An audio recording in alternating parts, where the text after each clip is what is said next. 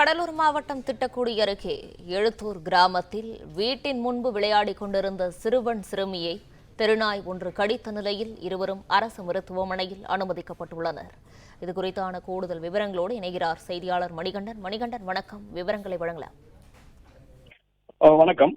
கடலூர் மாவட்டம் ராமநாதபுரம் அடுத்துள்ள எழுத்தூர் கிராமத்தை சேர்ந்த அன்பரசு என்பவரின் 6 வயது மகன் அஜீஸ் அதே பகுதியில் உள்ள தனியார் பள்ளியில் 1ஆம் வகுப்பு படித்து வருகிறான். சிறுவன் கோடை விடுமுறை காரணமாக வீட்டின் முன்பு விளையாடிக் கொண்டிருந்த போது அந்த வழியாக வந்த திருநாய் ஒன்று அஜித்தின் முகத்தில் கடித்து குதறி உள்ளது. வலி தாங்காமல் சத்தம் போட்டு உள்ளார். அப்போது அந்த வழியாக வந்த பொதுமக்கள் சிறுவனை மீட்டு திட்டக்குடி அரசு மருத்துவமனையில் சேர்த்துள்ளனர். இதேபோல் நேற்று மாலை சின்னசாமி என்பவரின் 12 வயது மகள் பிரியதர்சினியை அதே நாய் கடித்து குதறியுள்ளது. அவரும் அரசு மருத்துவமனையில் சிகிச்சை பெற்று வருகிறார். தொடர்ந்து சிறுவர்களை நாய் கடித்து வருவதால் உடனடியாக நாயை பிடிக்க ஊராட்சி நிர்வாகத்துக்கு பொதுமக்கள் கோரிக்கை விடுத்துள்ளனர்.